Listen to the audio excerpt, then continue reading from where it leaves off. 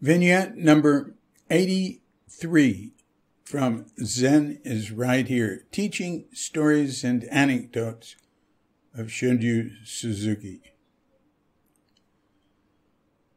A student told Suzuki Roshi, "Sometimes I get lethargic and discouraged about life and Zen practice." Suzuki said, "This is good. All practice has these moments." That's from Rick Levine, Tassajara, 1970. Yeah. One of the main things to learn is how to continue when one is discouraged, or when one has doubts, or when one feels bad, or whatever, or when you don't feel like doing it. The practice of Zen is like the practice of writing.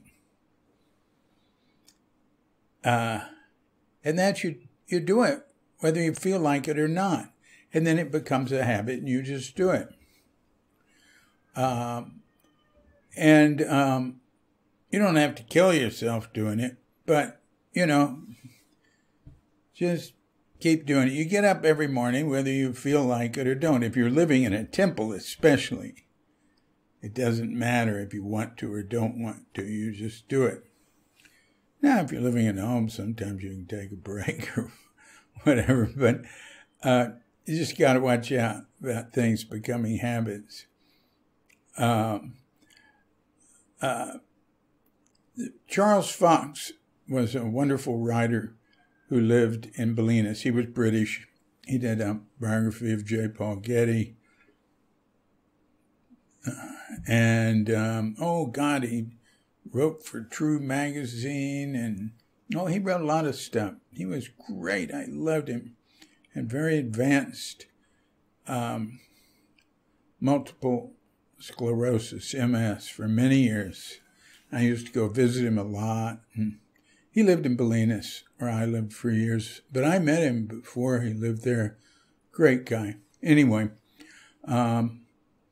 Charles said, and Charles was a writer I really admired. And we had, he was sort of a mentor to me in a way. And we had a good relationship. I lived with Liz Twomey there in Bolinas for 8 or 9 years. And she used to go read to him. I read to him some too, played him music. I married him and Veronique, his wife, a secret wedding. I didn't want to. I tried to get out of it. I said, I don't do that. And, they insisted. So we had there was actually a secret wedding. There's a legal secret wedding. They didn't want her relatives to know. And we had the dog as the witness. Anyway, Charles said, this is about writing, he said, "The secret to the writer's craft is to put the seat of the pants on the seat of the chair." And one thing I've noticed, I don't read books about writing or studying writing. I never have. But one thing I've noticed, you've got to notice it. I've read Natalie Goldberg's stuff because I know her. And one thing all writing teachers say, and writers say, is you write regularly whether you feel like it or not. A person doesn't have to, but, they can just write when they get the inspiration. But I like to approach it like practice, like you do it, whether you feel like it or not. And then when you're discouraged, I have different feelings. When I wake up, I have different feelings of how pleasant or unpleasant it is, how much you like it or don't like. One of the fundamental teachings of Buddhism is don't discriminate. Don't pick and choose. Don't and it's not just Buddhism actually, but at Rosa Kelly's funeral, a wonderful lady who helped raise me, a black woman in Fort Worth, Texas. She started working the day I came home from the hospital from being born with mother, and she was there till I was 12 years old.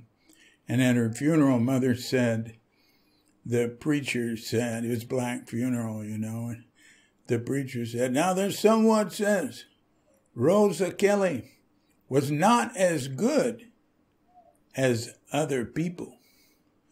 But the good Lord, he ain't got no picks and chooses. In the same way, when I wake up, if I feel discouraged or something, bang, I tell you, I just say, it doesn't matter. And it doesn't, You feel good, you feel bad. That's called sun-faced Buddha, moon-faced Buddha. The teacher was sick, and the student said, oh, teacher, you're sick. And he said, sun-faced Buddha, moon-faced Buddha.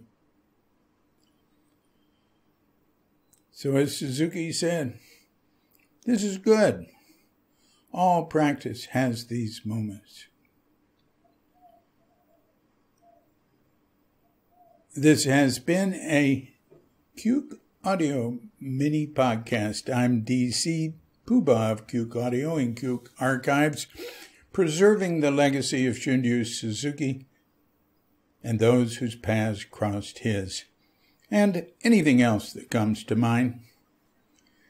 I'm coming to you from Sleepy Sanur with Dogette Bandita, Feline Cuchita, and dear lovely Katrinka, and we're wishing you and yours and all of us a grand awakening.